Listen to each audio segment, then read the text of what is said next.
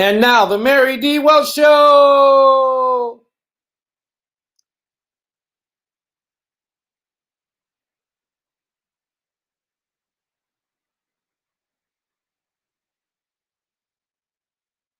Unmute your phone. Didn't even know. Hi, everybody. We're back again. We're back for another Monday. I'm so happy to be here.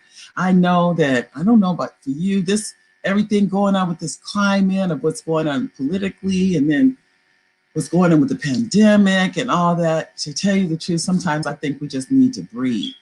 We just need some downtime. And I'm hoping that some of your downtime is spending time here at the Mary D. Welch Show. We want to make this someplace you can go and just relax.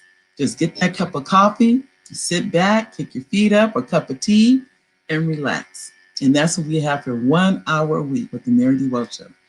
As we come to you today, I'd like to introduce you. We have a number one Amazon best-selling author with us today. Today, we have the number one, she's new as a brand new author, brand new book, just really hot off the presses, but we're really excited about the number one, Sharonteen Botley.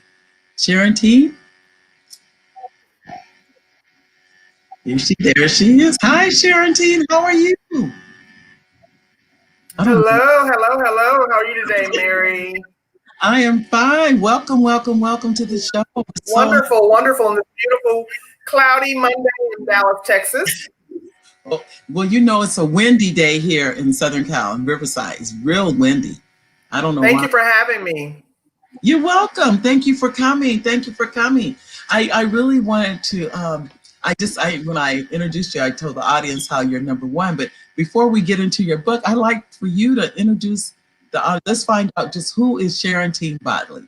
Let's find out a little bit about you, Sharonteen. Oh, could you hear me? Sharonteen? I am the eldest of four. I can hear you. It's okay. A little windy here. My connection may be in and out. I can hear you. Okay. What about now? I can hear you now. Is that better?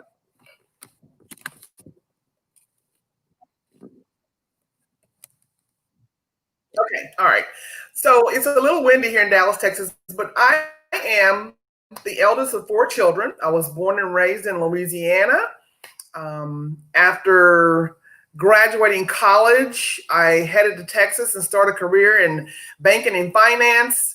And I knew early on that I was an entrepreneur. I went to work for the banks. I tried it for a while. I loved it because I eventually became a mortgage broker. But on the way on that journey, discovering who I was became my major project in life.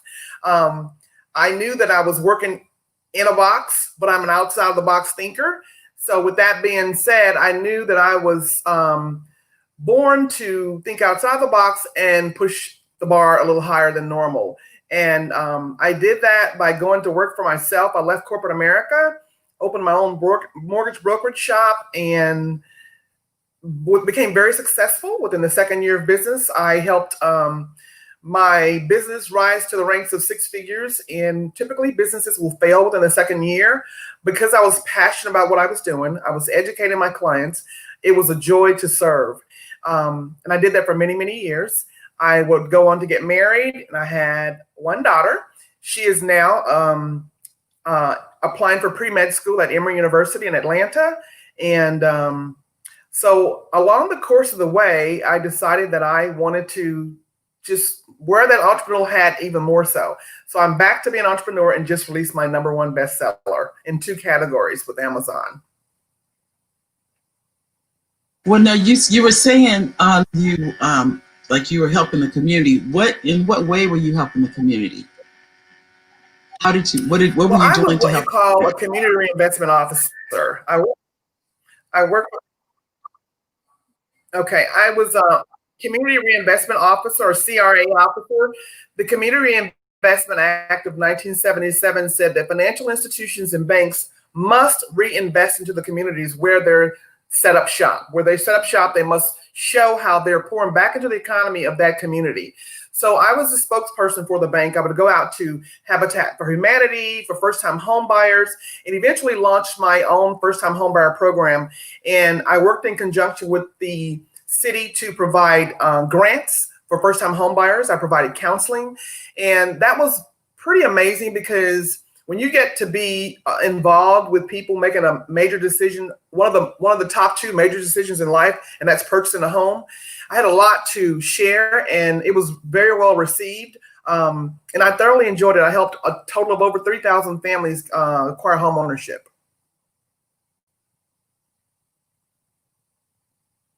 That had to be really fulfilling to do that.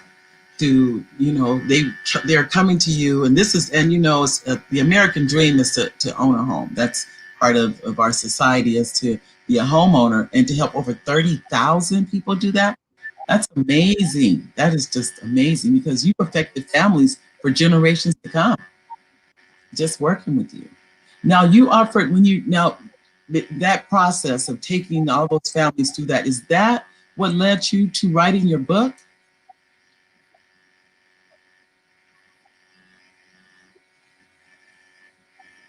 Was that instrumental in you writing your book? Actually, Mary, what led me to write my book was right in the heart of my. It played a huge part in writing the book, because during the time that I had my business, I started experiencing things in life that the normal working mother, entrepreneur mother, community service woman, all those hats that we wear, it started to take a toll on me in my marriage. And ultimately it led to divorce in my marriage. And my marriage became, actually before the divorce, very taxing. I did therapy. I knew that I had to sit down and prioritize things, which I thought I was doing. But you know something? When we're growing up, we're taught to go to school, get a great education, a great career, get married, the 2.5 cars, and have your children and start your family. Well, I had a balance in my life. However, the long hours working, it didn't really, because I was so passionate about it, it didn't take a toll on my marriage. It was there anyway. And so we ended up going to counseling. Ultimately, the marriage ended in divorce. And there were other factors involved, like verbal abuse, domestic violence. And you know something?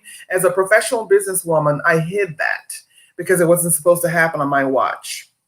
And since it happened to me, I knew that this was not something rare. I knew that it was a common fad, a common thing that we just don't talk about. We don't hear about, but it was rampant, and it's even more so today. So what really led me to writing my book was to just get all that bad emotion that I was feeling, those emotions out. So I just started writing it on paper. Shortly after, I had no idea I was going to write a book. Shortly thereafter, my daughter started to get sick, and she was misdiagnosed for years. And ultimately, her illness led to multiple brain surgeries. So here I am on the heels of a divorce with a sick child. There's a huge transformational period in there because I had to close my mortgage brokerage shop, and that led to other things in life, dealing with just life period, meeting your essential needs and providing for your family. So in doing so, I started just write things down. I started to just get those feelings and emotions out. I went to therapy, which, I commend people that can stop the mess and go to therapy and counseling when you need it. But I went to therapy, and it just really helped me. And before long, probably 3 to 4 years, I had a book, and I hired a coach at that time, and decided that I was going to get coaching on how to really put this book out there, because the book became a part of who I truly was, my journey. And I knew that I went through all of those things for a divine purpose. And it was within my heart to share it with other women. If I could save any woman, just one woman, from going through some of the turmoil that I went through, I wanted to do so. And so that's why I wrote the book, is to get my emotions out, number one, for health reasons, mentally, and then to share with other women to help save them from going through some of the grief. Thank you, all of you in the audience that are writing comments. You can even ask questions if you like, because we can see them and we'll read those and we'll have Sharonteen or myself answer those. So thank you, all of you. Well, I can tell, it sounds like, Sharonteen, you're a survivor. You're a survivor. You've survived, like you said, physical and emotional. Sounds like even financial. The abuse, it was, it was intolerable. It's, to Yes. have. It sounds like, and for you to be a survivor of that, and your daughter to survive that. From what I know of you, you've not just only survived, you're thriving. You put the pain, you've gotten on the other side of it, and now you're thriving. And I do believe that is what is what's coming out in the book. The book is been it's an outgrowth of the growth that you've had going through all that. And this is what a friend of mine always says is, let your pain pay you back. So that's what this is now, is that your pain is paying you back. Absolutely. Yeah, from all those things. So I definitely applaud you. I really, really do. I applaud you more than you'll ever know. The title of Sharonteen's book is Breakthrough. It is 5 steps to walk in your rain after the storm. It became a bestseller book this past weekend. Was it Friday or Saturday? Sharonteen became bestseller. It was on Friday night. Friday became bestseller. I'm so proud of you. I'm just so proud of you. I know. Thank you so much. It touches my heart because, as you know, I know the journey as to what this has been like, and at the same time, I know that this book is going to help so many people. And you put your heart into this. And this was not an easy walk. This is telling people you can survive, you can make it. I know there's times you don't feel like you can, but you can. And through the tears and through the heartbreak and through the pain, there is another side. Why don't you give the audience some ideas as to what they can expect in your book?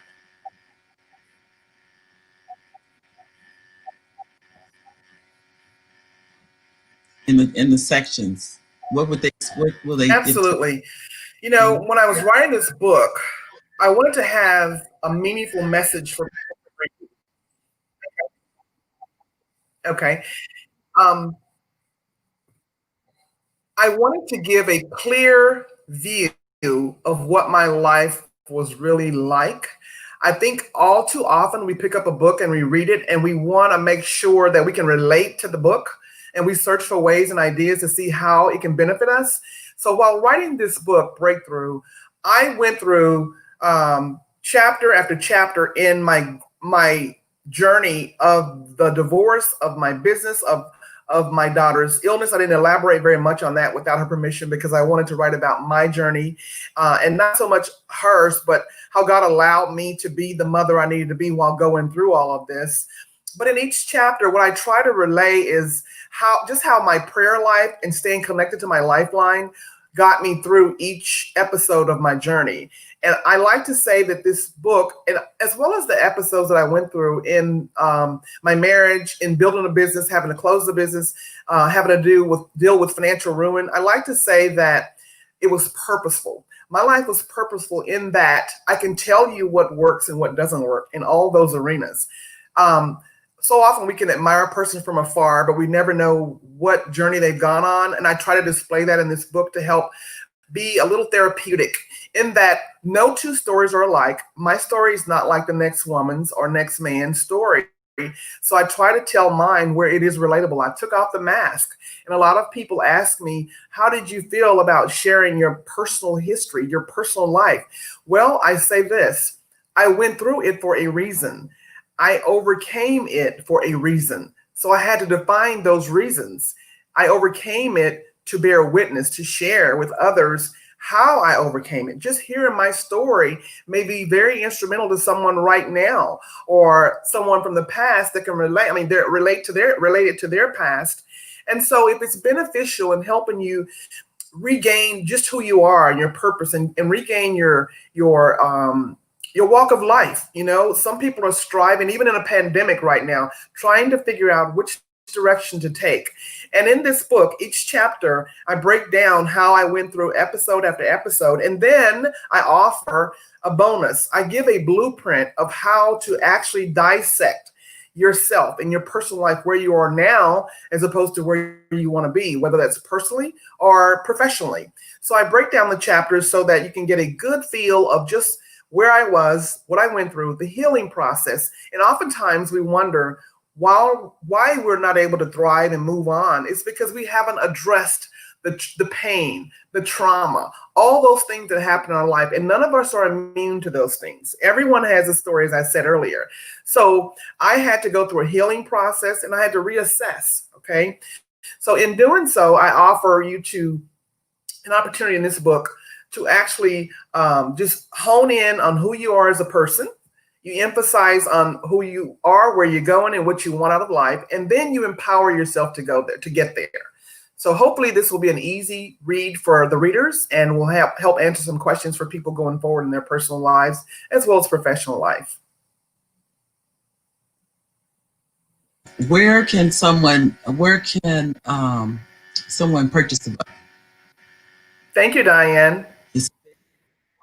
Mm-hmm. I saw another comment, and thank you for putting the book up, Brian. I know they can purchase it on Amazon. You can purchase the book. The ebook is available. Okay. And it's on Amazon? You can purchase it on Amazon. The ebook is on sale on Amazon right now. The hard copy will be out December 15th. So feel free to log into Amazon. You can also go to my website, SharonteenBotley.com, or you can send me an email at SharonteenBotley@gmail.com. Now, I know too, it would seem to me this book lends itself to give workshops to women. Or it could be, I don't think it's just about women. It could be women or men, correct? Absolutely. Are you going to be giving workshops that are to groups? It can be, well, now that everything is virtual. So that's another, which I think is a good thing, that you can have workshops. Is that something that you're considering? I absolutely am. Thank you for asking. I plan to do virtual workshops, Mary. And when we do come off of the pandemic, I'm preparing for both. I had the opportunity a couple of months ago and a couple of weeks ago to speak to women at a shelter about an hour away from here. And when I walked in and met some of the ladies, it was just absolutely amazing. They were actually paying tribute to a woman that was 70 years old and had lost her life to domestic violence. 70. My book really has no age limit. I cater the message to women between the ages of 25 and 65. But as I just stated, this lady lost her life to domestic violence at the age of 70. And that was, it was an eye opener for me, because that lets you know that it's never ending, it's ever evolving. And we're dealing with, a lot of economical, financial, emotional stressors right now. And people are looking for ways to deal with emotionally, to just stay stable, just to maintain their, their mental state of being and their mental health. So in speaking to women on the local level, I plan to do virtual as well as the national level. So I'm working on that right now. That is in the works. Thank you so much for asking. Because I see too, it's my understanding you have a workbook, I believe, that goes along with the book. The workbook is actually included in the book, and I'm doing a little bit more work on the workbook, but it allows you to actually daily log into what you're going through personally. I work with women that come out of traumatic situations and rebuild their personal life, rebuild their professional life, whether you want to be an entrepreneur or go to work in corporate America or wherever. I work with women to show them how to segue back into the mainstream once they've dealt with this. Because when you go through something traumatic, what we try to do is put a Band-Aid on it and exist as normal. Well, we can't do that oftentimes. It's burdensome, you know what I mean? And we have children to deal with. We've got professional lives to deal with, and it takes a toll on us eventually. So what I try to do is just get in the program that I have right now is to just get women to figure out a way to get unstuck. Because when you go through something that traumatic, unless you seek counseling or therapy, which is a wonderful idea to do. You just kind of need help. You need a voice to get back into the normal streams of life. So that's what I do in my program is I help women identify where they are, what it is, identify and own what it is that got you there in the first place, that got you stuck in the first place, if that makes sense. And we just look at launching you into a new direction in your personal life and your business life. And a lot of us have, a circle of friends. We may not be going through something like that, but we know someone that does have, personal things going on in their lives right now. So this book can really be an asset to them as well. Do you think, now just like you said, we may know someone. So this will be an excellent gift. You may not be able to, like, for instance, as you did say, people hold things in or hide from it, but you may know someone that's going through something, or you may even think they are, or maybe it's you, but it could be a gift to someone to give them a copy of the book and say, this is a lady that has gone through, many emotional traumas, and there may be something here that can help you. Or not say anything and still give it to them as a gift, but just say, you just never know what you can read and it can help you. So it can Absolutely. be Absolutely. I would encourage that, but go on. I'm sorry. Oh, no worries. I would also encourage women too. On my website, there's an intake form. If you can go in there and fill out the intake form, it kind of better helps me to assess where you are right now to see if it's a good fit for my program, if this is something I can offer you, if it will be beneficial to you. And we never know where we're going to find our healing place. And I think the time now is more imperative now with what we have going on. I think that this year has been very traumatic for a lot of people. A lot of lives have been lost. A lot of people have lost their financial well-being. They've lost jobs. Their income has been impacted, and therefore it impacts the overall household. It impacts your daily life. So we have to be careful what we incorporate into our lives right now. And it's kind of given us an opportunity to take a deep breath and start fresh, start anew. We have an election coming up. We have a lot of things that are happening around us each and every day. So I think that this is a good time for us to sit back and just really assess where we've been, where we are now, and where we want to see ourselves in the future. The future is not very far away. 2021 is just right around the corner. And I had the privilege of sitting down with a young lady the other day, and we actually did some goal setting. If you can't see where it is you're going, you probably will have a hard time getting there. And it may sound cliche-ish, but to put it on paper, to write it down and make it plain, as the Bible says, then you have a blueprint or a map to kind of lead you and guide you that direction. And again, that's what I put in the back of this book, the blueprint. Breakthrough Blueprint actually makes you sit down and do some gut-wrenching surveying of yourself. You ask questions that are pertinent to your decision-making, to your future, to your finances. Where are you? Where do you want to be? And we all want a better life. And I hope that this blueprint can help you really, really dissect your personal beings and just see what it is that you want out of your life. And the most important thing that I can say that this book has provided for me is helping me to find purpose. It's helping to find purpose. It sounds like it's really emotional. That a lot of what you're saying is that what people are going through, it's something that it's deep seated. It's not on the surface. This is something that you have to really dig deep and get down to the root of what's going on in our lives. And I think that's where the real work is. But I think that's what we're afraid to get down to. We're afraid to get there and work in that place and do the work. That's what it is. Do the work. And that's Absolutely. What you've done, the work. So I would, as I said before, I applaud you. I applaud you because I know the situation was not healthy for you or your daughter. She's not only she's thriving where she is now, but I'm sure it wasn't easy for either one of you. And to get to where the book, I believe, is therapy. Would you agree? I absolutely agree. I really do. I once described myself as being so low that I had no place to go but up. I was just like really in the valley. But I had to hold it together as we do, as strong working moms, women's wives, sisters, hold it together and just be able to smile the next day and keep it going. But self-help is key. It's imperative that we incorporate self-help in our daily lives, our regimen. As we get older, we realize that, we can't just jump up and friskily run about our day. We've got to take care of ourselves before we start our day, whether that's meditating, prayer, our prayer life, and reading the Bible to get you started. You've got to be equipped for the journey when you go out every day. And yes, it was very, very painful. Had I not, I must say that I had people that were praying for me. We're taught to be reactive and not proactive. And if we can get a hold of what's going on in our lives, what's holding us back, what we're grieving, what we're hurting from, and just actually deal with it. And no, I'm not a therapist. I'm not a counselor. I'm a coach.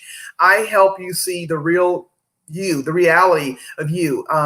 So I know what worked for me, and I want to talk to women to just see if it's a fit for me to work with them, to see if I can help in any capacity. But yes, it was painful, but peeling back the layers, you feel lighter and lighter. And yes, again, I know that every woman's story ends differently, but just in showing, pulling out the mask, not being embarrassed, not being ashamed. God brought me through it. I survived. That's the biggest blessing of all. I can't complain one bit. I can look back. I teach my daughter, listen, everything that we went through were not mistakes. They were lessons in life. I don't criticize. Forgive yourself. Love yourself. Own what happened in your life, whether you were the contributor or not. Own it. It happened. That, my darling, helps us to clearly get to the healing place a lot sooner, is what I taught my daughter. And so with that being said, it's a tough road, but we never stop. We never give up. And I have to say that my prayer life daily was instrumental in my journey. It was very necessary in my journey. And as one of the pointers in the book, I call it the lifeline to living. You have to have something incorporated in your life to help you get through each and every day. And so I hope that Breakthrough will be a huge asset in helping us to see what it is that we need to deal with before we can move forward. And I was going to touch on spirituality as to how did you hold on? How did you get up the next day and keep going? Because sometimes depression can set in and you do nothing. You Right. Don't get up the next day. How did you get to the point of, we're going to survive this? I reserved my tears and my prayers for late nights. So when my daughter was asleep, she wouldn't hear me crying. Unbeknownst to me, one day I was laying back getting my hair washed, and she told the hairstylist, she goes, "That's how my mommy looks when I'm praying for her at night." I didn't know that my daughter was getting up in the middle of the night praying for me. Not only was she praying, but there were other people praying for me. And I have to say that, when we exercise our free will and invite Christ into our life as our personal savior, he already has aligned people to meet you on your journey. He knows where you're going to go. We just got to get there, and my prayer brother teases me all the time. He always says, the Israelites missed their blessing because they gave up too soon. Well, I don't want to miss my blessing, but at the forefront of everything, I go back to why I was created. I had a purpose. God had a purpose, a divine purpose for all of us. So it gave me great joy and value in knowing that what I went through wasn't in vain. It was very painful. Yes, I don't discount that at all, but it wasn't in vain. To tell the story, to share the story, and being a professional woman, not be embarrassed or afraid of what people might say or think about what I went through.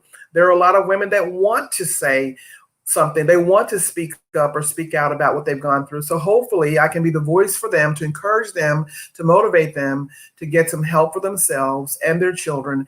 It's imperative that we do something because we all know that they say the definition of insanity is to keep doing the same thing, expecting a different return. So I had to make sure that I nurtured myself. That took writing in the middle of the night, praying in the middle of the night, crying. I kept a towel in my car, I always say, in case I had tears. But I started claiming those tears of joy, because I started saying, I'm going to go somewhere with this that I've never gone before. And I became very in touch with the servitude side of me, which is what I was, again, impelled to do, is to serve others through my journey and what I went through. Are there signs that, or symptoms or signs that we could, that we may look for? Because what you're saying is that smiling face, there could be something behind it. So Absolutely. How do we discern when someone may need help and we don't know? We don't know that they do. There's no way to know, is what I'm trying to say. Right. I became very good at hiding it. So it would be hard to discern for me. I was great at hiding it. I had employees, a staff of about 7 people, and I had to take the time to etch out an hour or 2 once a week. Back then, they called it teleconferencing, but I met with my counselor, my therapist, once a week in the middle of the day. It got so bad till I would take a day off. I had a nanny for my baby, and I would take a day off once that nanny picked my baby up, and I would just go to sleep somewhere. I'd go to sleep in a hotel or whatever, just to clear my mind and just to vent so that I can be recharged to go back and be a businesswoman, a mother, a wife, all those things. I was carrying that burden around and no one knew. I prayed and I went about my day, but I did what I had to do just so I could breathe to get to the next day. And it was painful. I was living in a bubble of fear. I didn't want to be stereotyped. I didn't want people to say, well, look at you. You're speaking on stages and you're at conferences and you're going through all this and you. But that's what we do, is we place people in an uncompromising position to where they don't want to be, they don't want to disclose their personal life. And so it's very difficult. But most of the women that came to me, approached me, were in the carpool line, the grocery store line, at church, over the phone, holding for customer service while paying a bill, and they would just start to vent, just start to pour out their emotions. And I guess I made them comfortable enough to disclose their personal lives to me. And hopefully I was able to provide some ray of hope to them. But that's the fuel that started the fire burning down in me. I realized how many women were suffering in quietness and in secrecy and covered it up. And my family didn't even know. My own mother didn't know. I didn't share it. I went through it silently. But when the time came, God spoke to me, and I had a plan. Because if I wasn't able to be mentally sane to raise our daughter, then who was? I didn't discount. And, I had to forgive. I had to forgive along the way as well. I have to make sure that I make that point. Things happen. People go through certain stages in life, and you happen to be right there in the journey with them. And so therefore you suffer the consequences as well. But I just thank God every day that I survived. And I hope that we're entered into a stage now where people, especially having been off with the pandemic, and people can really sit back and reflect on their lives and feel more open and free to address things that are burdening them, that are, that have been bothersome. I even went back when I started, dissecting. I went all the way back to, young adulthood, childhood, like things that just didn't set well with me. And I dealt with them. I talked it out. I prayed it out. And the process is time consuming, but so worth it. So very worth it. It sounds like it's a cleansing of all of this could be negative energy. And what you were saying about forgiveness, I think that's a big one. That's a big puzzle, a big piece to the puzzle of everything is forgiveness. And I've actually heard people say, we block our own blessings when we don't forgive, when we don't. Absolutely. And even if the person is deceased, they say you still have to, if you can possibly do that, they even say you can go to the grave site and forgive. But you need to get forgiveness in your heart in order to get past whatever you're dealing with or you dealt with. And that's also in the book too, about forgiveness, correct? That's a part of the. It is. It is. And it's a part of moving forward. It's a part of moving forward is that forgiveness piece. It's very, very vital. Absolutely, Madeline, I agree. Forgiveness of yourself. And You're others right, Madeline. agree. I totally agree, Madeline. I totally agree. Yes, Madeline, I I was about to say that. Mhm. I have a very amicable, good relationship with the person that I don't call the name of, the abuser. I have a very good, because I chose that route. I chose that route. I didn't want to, what if I hadn't? That's what I think often of. What if I had not? I didn't want that to be a thorn in my side the rest of my life if I couldn't forgive and become a very loving person in spite of what I went through. But I think as you grow personally, emotionally, spiritually, that comes with the territory. It comes with the territory. Forgiveness is key. So yes, that's very important. I do discuss that in the book. Well, I know too. I would assume, this is assuming that the healing has helped tremendously because of that. That has been part of the healing, is the forgiveness for yourself and forgiveness of the other person. As Madeline said, forgiveness for yourself. Because I think sometimes I'm going to speak for me, we beat ourselves up. We do it. We don't need anybody else to do it. We do it to ourselves, of beating ourselves Yes, we up. do. And if we can forgive ourselves, that's huge. It takes like a burden is lifted off of you, off your, and it's like, oh, now I can get on with what I need to do. So I'm glad to know that that's one of the pieces of the book. I know too, this is your first book, am I correct? It's your first book that you published? Sharonteen? Correct. It's my first book. Okay. Are there any other Yes, books? ma'am, it is. Okay. Very first one. Yes, it's my very first book that I've published, and yes, it's my. I do. I'm probably 50%. I'm 50% complete on my second book, which is centered around financial literacy. I know Elaine was mentioned too about forgiveness too. Thank you, Elaine, Thank you, Elaine. comment. You have to forgive others so that you can be healthy yourself. I've learned, even if I never say you're sorry, I'm free when I forgive them.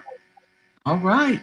Thank you. Thank you. Amen. Thank That's a powerful yes. statement. Very powerful. It's a very powerful statement. Thank you. Thank you. Thank you.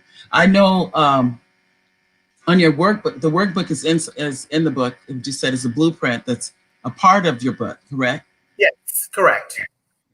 On that, on the workbook, if there's a way for people to contact you too with the book, if they feel a need to, there's something that they want to go further with, or they need your assistance, they can either contact you through their website, am I correct, or your email? Website, email. I'm on Instagram as Sharonteen Speaks, and I'm on Facebook as Sharonteen Speaks. And again, the website is Sharonteen Botley, BOTTLEY.com. And feel free to leave questions, inquiries there. I know too, because Sharonteen, we haven't really talked about that, but we've known each other, was it about a year now, Sharonteen? Is it about a year? Just about a little over a year. And I know when we first met, we were both, I think, in infancy when it came to being author. I know, but to see your book published now and to see you number one Amazon bestseller, what can I say? I just know that there's many more books coming. This is just the beginning. This is just the beginning. Once you get over the hump of that first book, I really believe it just gives you such a freedom to say, it really does. I did that. I made it through it. It was a struggle, because it's a struggle to get those books published. But I refer to it as a labor of love. It was long nights, long days, tedious journey, fact checking. It was just to be able to align your story and the way that you want it conveyed took several edits. It's just a piece of art. It's a work of art is what it is. And you want to be proud that when people read the book, they get the clear message, and that it's such it becomes an asset to them. That's why I decided to put the blueprint, which I'm gonna expound a little bit further on the blueprint, but I put it in the back of the book. It's the final chapter, because after reading this book, I want you to be able to download just where you are, where you feel, and keep going as to where you need to be, and become, like I said, a blueprint to where you're going.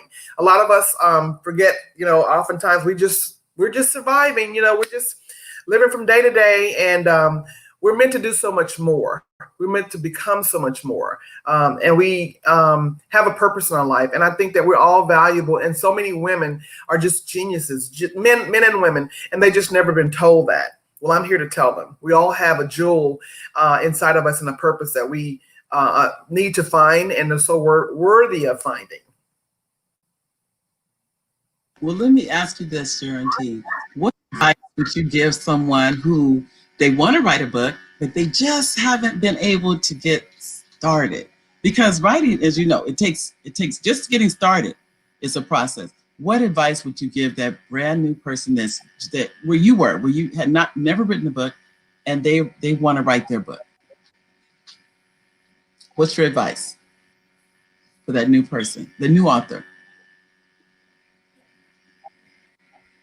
Oh, Sharonteen. My advice to be, keep this handy, keep the pad and pen handy, keep a phone handy, and here's why. There were so many days and nights that I wanted to share a certain event or a certain episode that I went through. And 2:00 in the morning, I would wake up. I wrote it down. I recorded it on my phone. And so at the end of the day, I had all of these facts and these notes that I had gone through. And then after compiling all of these facts and notes of where my life had gone, and then I began to assemble them all. Then I began to categorize them all. And I would say to them, the advice I would say or give is, do not be afraid. Do not be hesitant. It's your life. What do you have to lose? When you write your story, you share God's glory. Because if God brings you through what he brought me through, I want to hear your story. I really do. And we all have a story to write. So I would just say, go triumphantly, leave all the hesitancy behind. And yes, distractions will come, but they'll also go. Recognize them for what they are. If you start writing, you get distracted, go back and finish it. Whatever you have to attend to, go back and finish it. Get it down, get it written down. And it doesn't have to be, I like to say, War and Peace. You don't need 50 chapters. You just need your story told and let it flow. And there are professionals, there are editors, there are people that can help you tweak the flow, tweak the spelling, the grammar check. We have Grammarly on our computers here now. So don't fear all the nuts and bolts that come with becoming an author or writing. Just write it down and start somewhere. There were many days I asked myself, are you ever going to finish? Are you ever going to finish? And I answered this way. God gave me more chapters the longer I went on to add to this book. He knew what was important. And let me tell you, this past year, I went through something that I thought, okay, God, I'm trusting you again here, but it needed to be shared in my book. So again, I say, go forth, write it down, make it plain, and just get it out. And then, you know what? You'd be surprised. You'd be surprised what you have inside of you.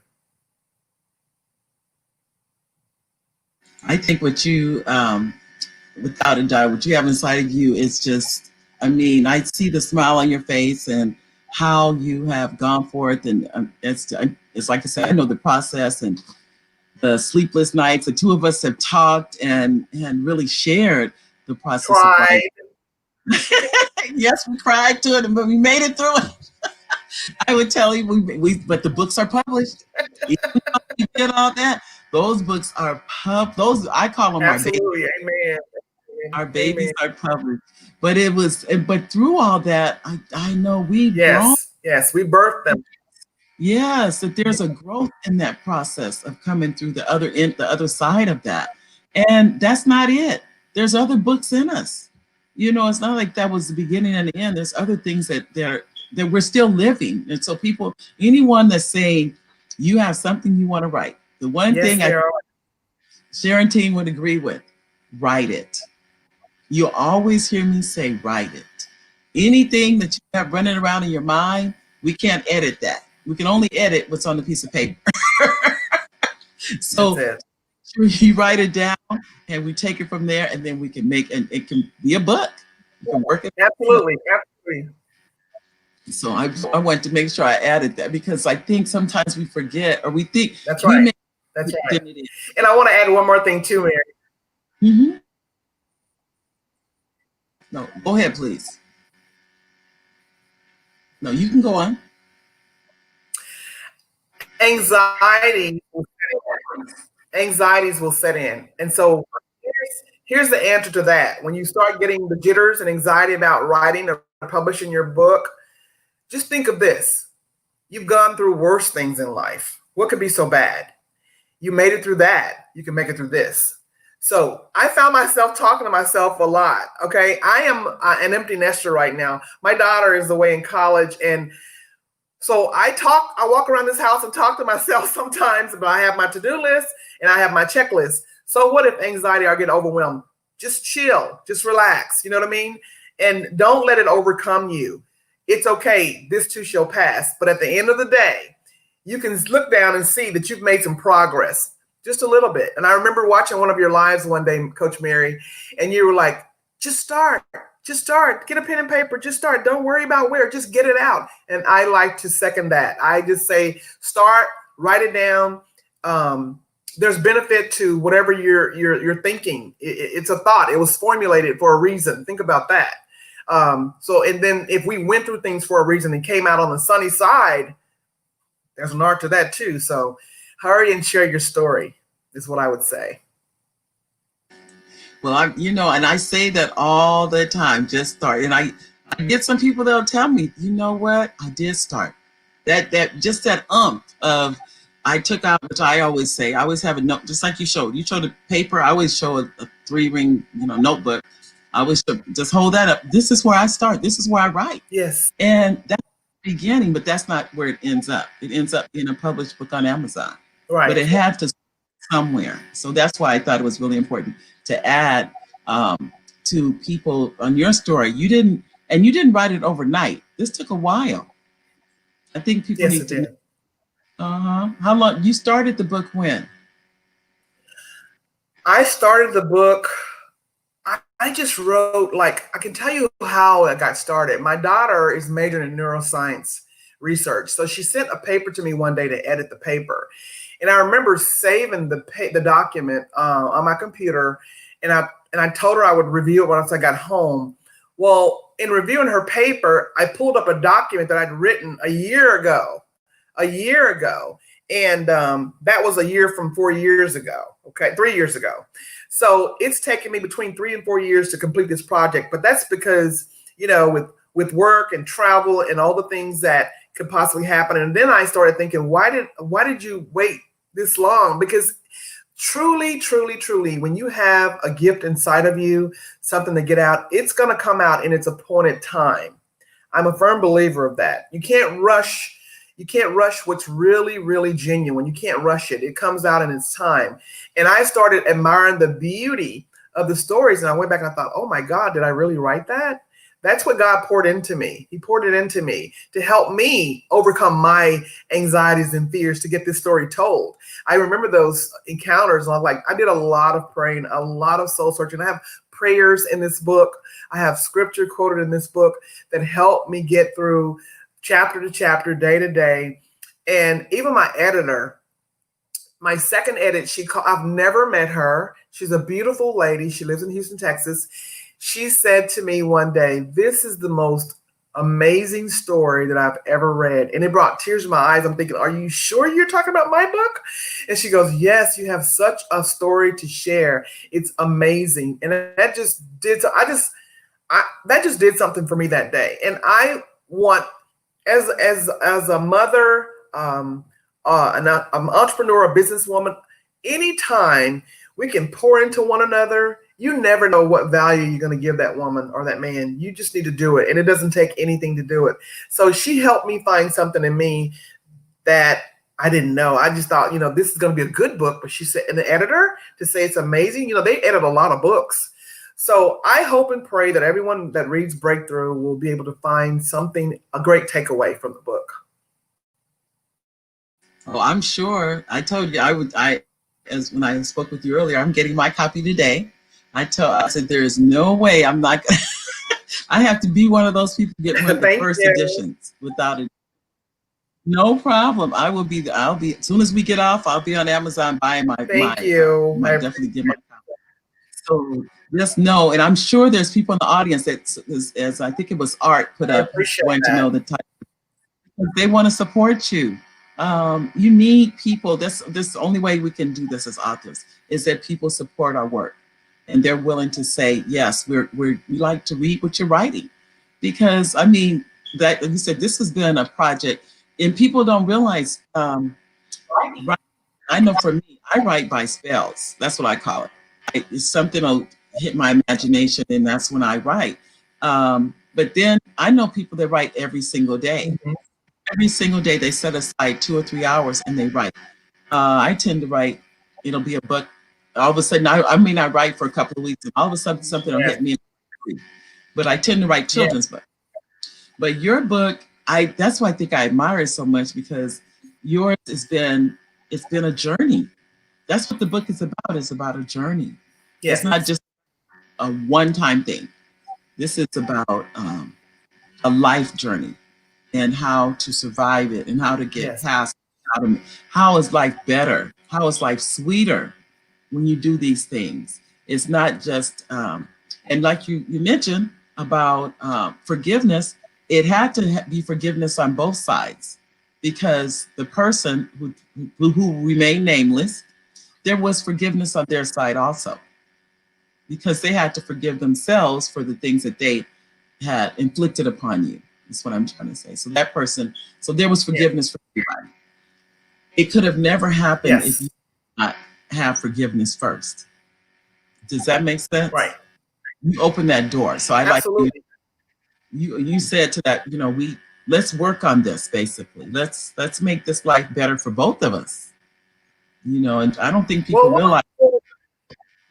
What was important to me is that I knew that we grow, we go in different stages. And when you get past the hurt, the pain, and the anger, actually, let's visit in the middle of all that. You wonder, how long can you hold on to that? How long can you let it fester? Because it does. It becomes like a bad disease. It just festers at your soul.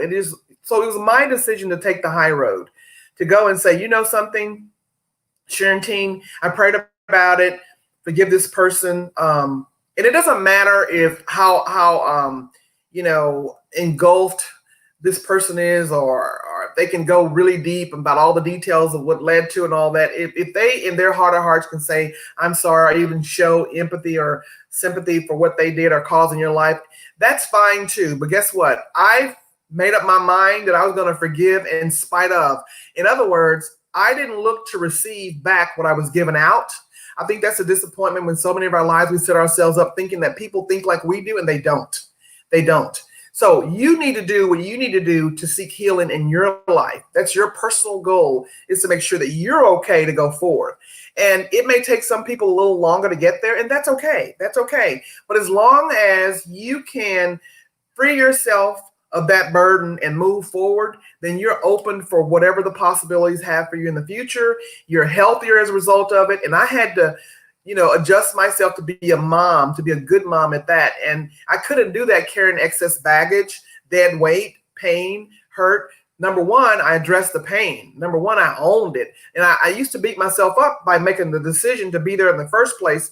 But you can no longer do that, because life has a way of taking us down, on journeys that we really can't even anticipate until you're there. It's like, how did I get here? Once you're there and you know that it's unhealthy, then you got to figure out a solution to either resolve it or get out.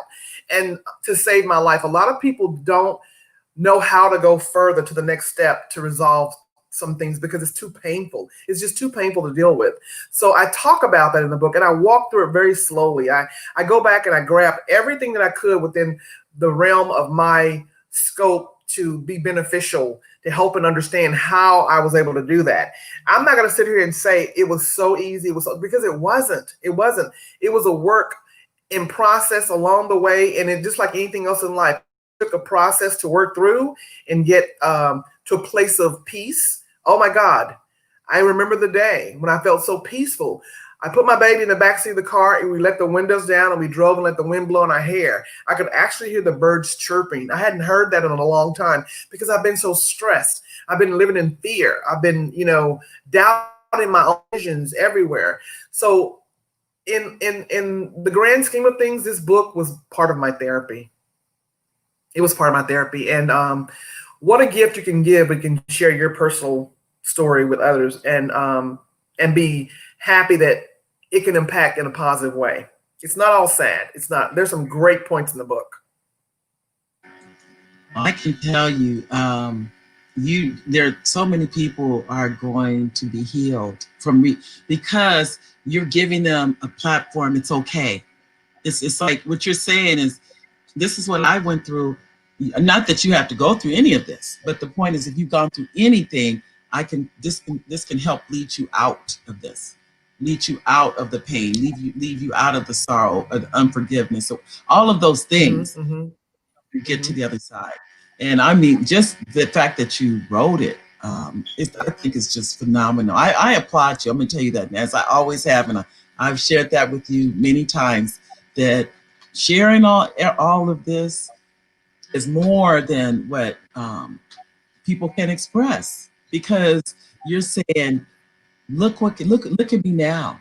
Think about what you see. I see you smile now. Look at me now. I wasn't always like this, but look at me now. Look what when you put the work in, you're willing to do it. This is what can come out on the other side.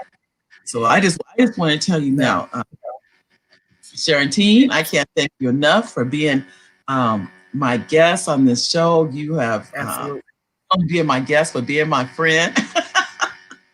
I know we're accountability partners. We're in a mastermind together, and that's where we met. And it was I think it was instantaneous. Thank you. The time we met. Oh, thank you, thank you, Art. It was just, we just knew there was a connection, and then we just found out earlier today we're the firstborn in our families. We're oldest in our families. We didn't know that. We did. But I think just going through these steps together, we can depend on each other. I would tell anybody, accountability partners are worth their weight in gold. If you have someone that's holding you accountable, that's holding your hand, keeping you encouraged, even when you don't want to do it. Yes. There were times when I'd be like, I am tired of this book. You're like, no, keep going. You can do it. You need that. We all need that. I call that push in the back. You never get that. But they're in the background. That's your support. That's that keeps you going. That keeps you, from giving up when you're going through it. I tell you. So I know the information across to make sure.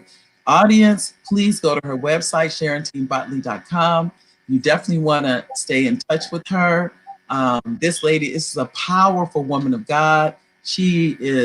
Her strength is, what can I tell you? It keeps me going. Many days I pick up the phone, Sharonteen,